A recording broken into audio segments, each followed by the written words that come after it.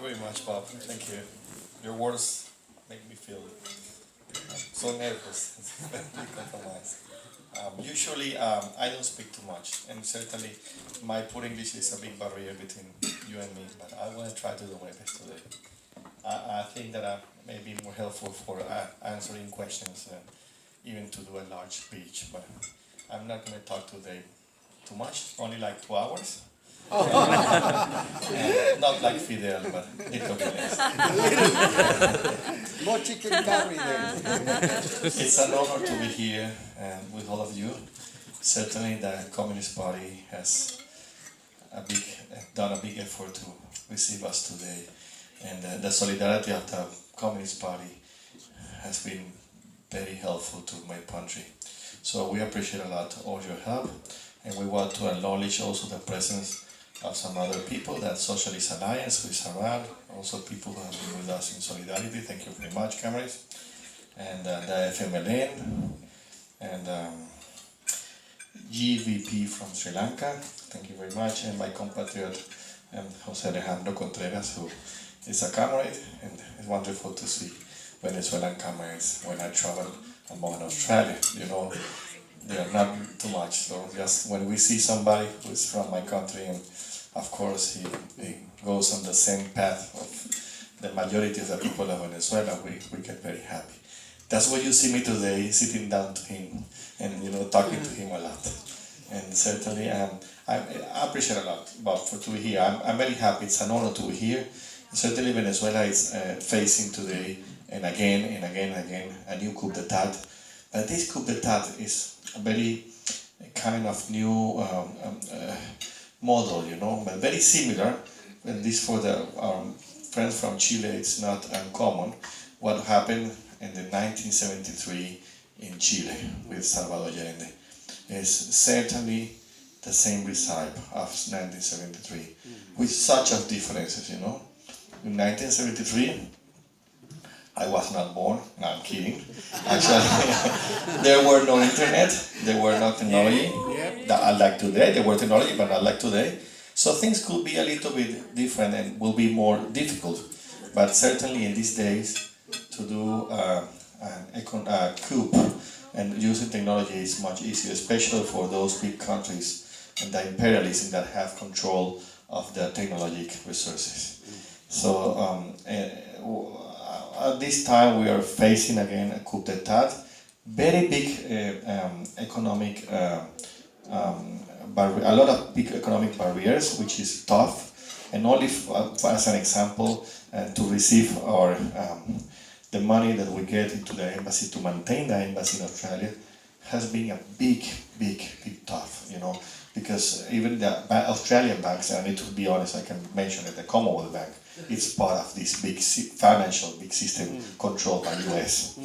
And actually for us, I was with Bob only 2 days ago in a conference in Canberra, and there was a Venezuelan comrade, by the way, who's very nice, but he was saying that he was academic style guy who used a lot of numbers and things, which is also good to see. He was saying that that there were not an economic war against Venezuela, but certainly it is.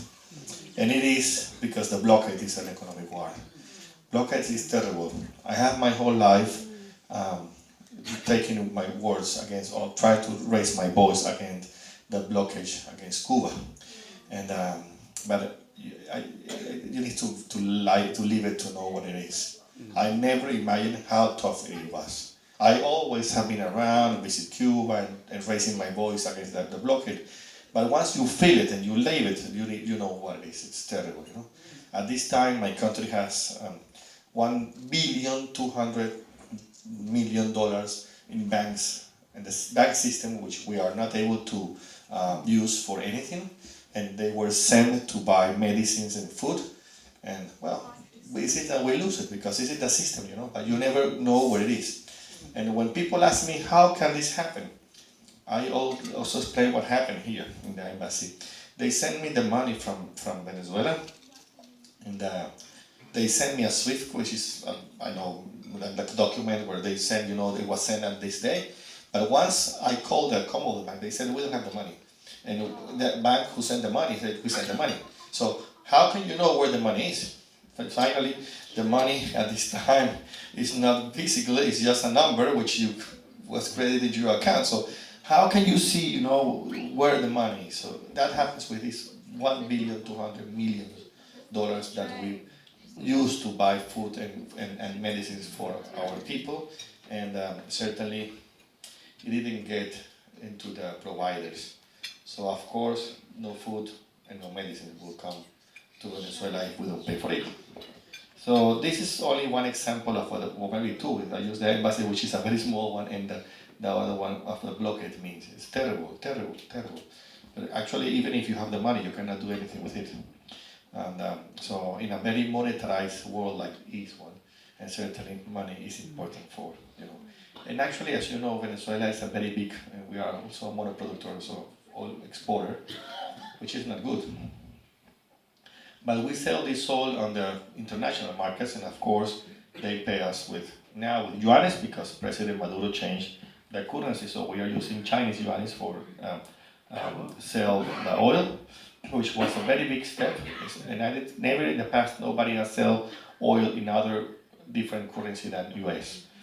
And it's working well. We have like more than 1.5 years selling in yuans, and it's very stable currency, getting good, it's getting strong, and it works for us.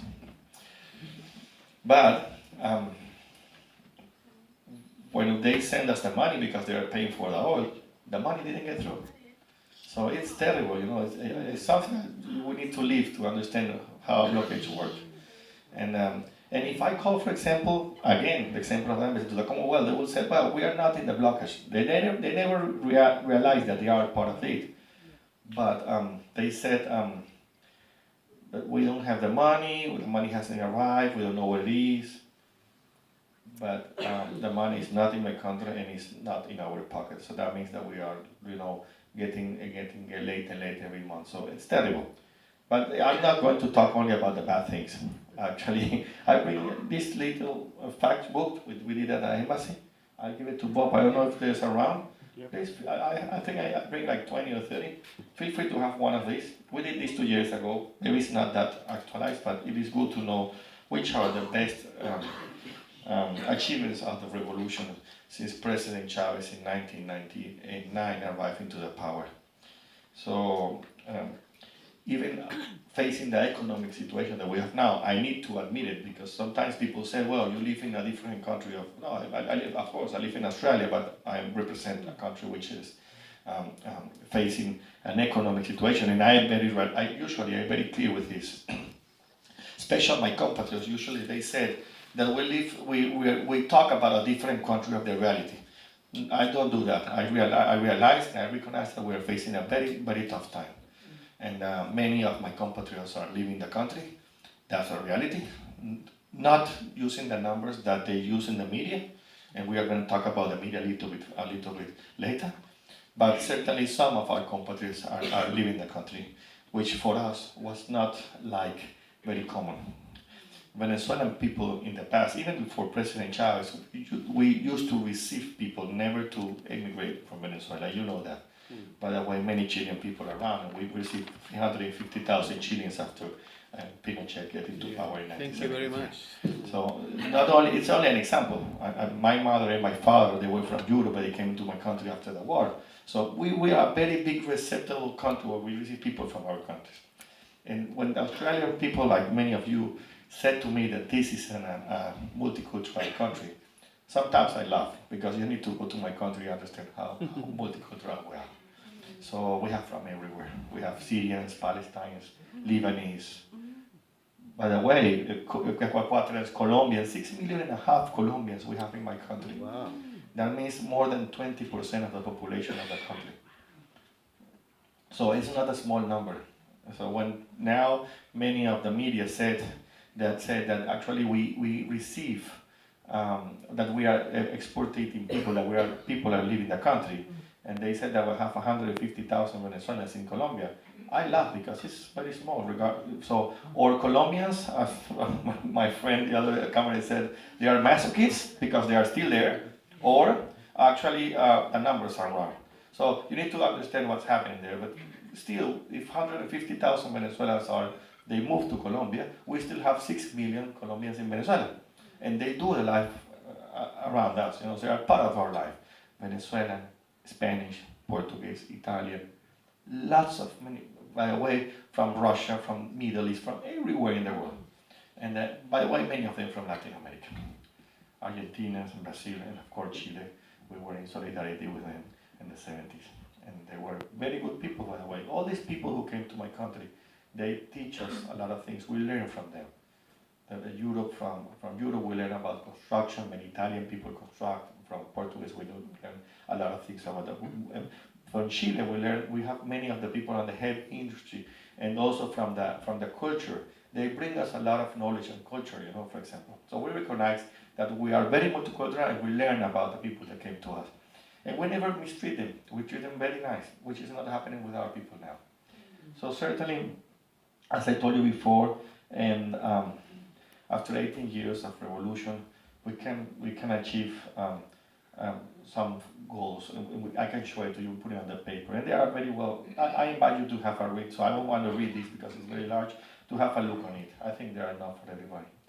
But Venezuela was the highest development Latin American country, in Latin American Caribbean country, and that was not far away. That was in the report of 2017, which is last year, even with the economic situation. And we reached the hunger zero target and deadline, which is very before the deadline, before the day that it was established, and that was in 2015, not far away. We were an example in hunger eradication, as I said before, and that was by FAO, which is in 2014, which is the food organization. This is in Rome, a very big one, and that was in 2014. The first country to achieve the Millennium Development Goals, that was in only 9 years, and that was in 2015. The largest poverty reduction in the region, and it's still like this, even in the difficulty situation that we are now, it's still like this. One of the lowest rates of extreme poverty in Latin America and Caribbean. The most social equal country in the region, and that was said by the World Bank, and that was 2015. Sorry for this. And then 100% free study transport for students, which is very important for us. 75% reaching public low-income housing maintenance programs.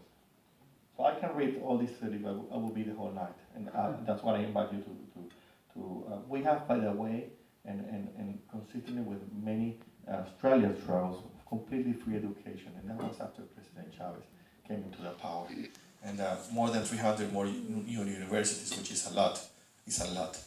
And then and completely free, and also for basic education, and also free health, and we just delivered that 2,500,000 house free for poor people. And when I said free for poor people, many people from Chile, they compare with the program that they have. I think they call it Chile para Todos, which is very small wood houses that usually the government from Chile. I don't know if it still works, but no, we deliver very nice buildings with elevators, with good services, with 3 rooms, all whole equipment, with fridge, with furniture. So people, when they move there, they have everything what they need, and not only isolated because they are big barrios, like big spaces, and we also develop all the basic needs that they need to be living there. Daniel, in Chile, the basic public housing is 47 square meters. Oh yeah, 47 it's very small. So I only use some examples, and certainly after, and just to finish because I don't want to talk much, but and from many of these meetings, a lot of people ask us, what can we do? That happens to us. Last time in Sydney, you were there. And you can do a lot for us because solidarity for us is very important. And when people ask me, why do you have an embassy in Australia? And you should know that Australia used to have an embassy in Venezuela. It was closed more or less 50 years ago. And we keep the embassy here. In diplomacy, usually you act in reciprocity.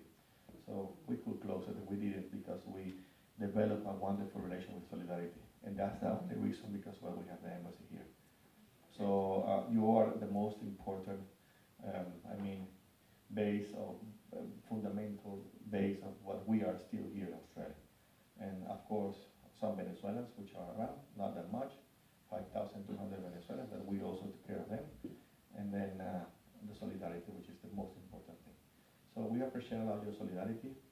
Any pronunciation that you can do, especially this one, is very important.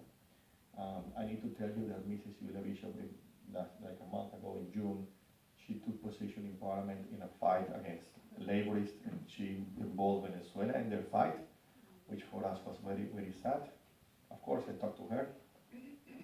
I correct her numbers because she used wrong numbers, but in the fight between the two big parties, we were involved in the middle with the fire. So she used Venezuela as a bad example of a democracy, which is for us terrible. So you can do a lot.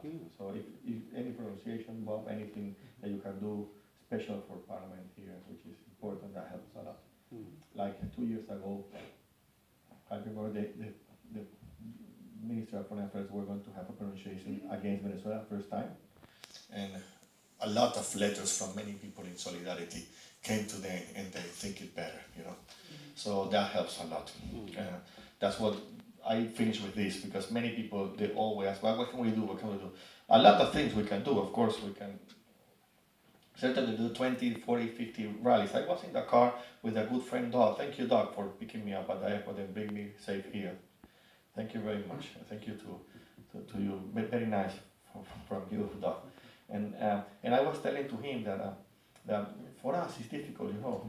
As a diplomat, I'm a political diplomat. I'm not a career diplomat, and I need to tell this at the beginning, but I forgot. It's difficult not to take part in the politics of another country, especially when you come from the political. But for you, it's easy because you can just take a microphone, or you can take anything. You go outside, you shout, and you can do that. I cannot do that. Actually, I take position because I have a heart, but I cannot do that. Even though that. 2 weeks ago, I was in Sydney, I was marching for Palestine. So it's difficult for me, you know, once I am involved there, I took the microphone, I said some words, but then when they start marching, I took the Palestine flag and I marched.